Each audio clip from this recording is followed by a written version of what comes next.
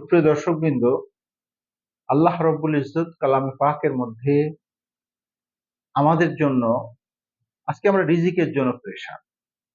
আল্লাহ রব্বুল ইজ্জত কালামে পাকের মধ্যে 4টা আমল বলেছেন রিজিক আনার জন্য।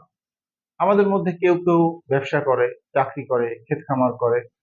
আল্লাহ রব্বুল ইজ্জত নিষেধ করেন নাই, বরং বলেছেন তালাবু কাসবিল, আল্লাহ রসুল বলেন তালাবু কাসবিল হালাল ফরিদতুন বাদাল ফরায়েদ।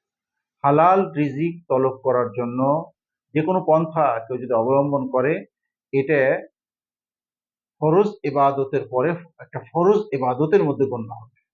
সুতরাং আল্লাহ রাব্বুল ইজ্জত কালামে সূরাতুল জুমার মধ্যে বলেছেন ওয়াইজা কুজিয়াতিস সালাহ ফান্তাশিরু ফিল আরদ ওয়াবতাগু মিন ফাদলিল্লাহ। যখন তোমাদের নামাজ শেষ হয়ে যায় তখন তোমরা আল্লাহর জমিনে ছড়িয়ে পড়ো এবং আল্লাহ প্রদত্ত যে রিজিক আছে হালাল রিজিক অন্বেষণ করো। হালাল রিজিক অন্বেষণ করা এটা আল্লাহ তাআলার নির্দেশ, এটা একটা ফরজ ইবাদত।